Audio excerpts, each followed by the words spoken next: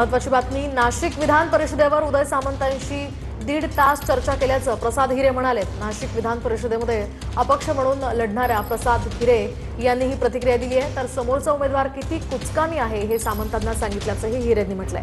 माझी बंडखोरी ना भाजप विरोधात आहे ना शिवसेनेविरोधात, असंही प्रसाद हिरेंनी स्पष्ट केलंय।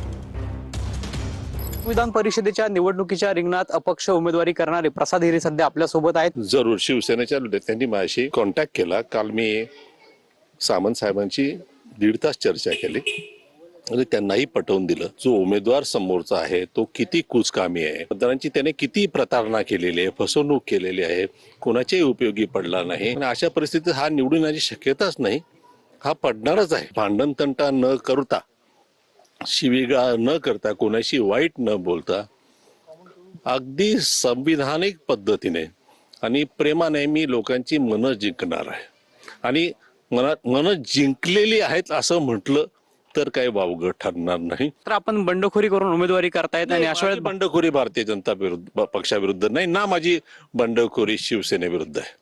मला फक्त हा उमेदवार पसंत नाही। कॅमेरा पर्सन आकाश ओलेसह पवन येवले, TV9 मराठी।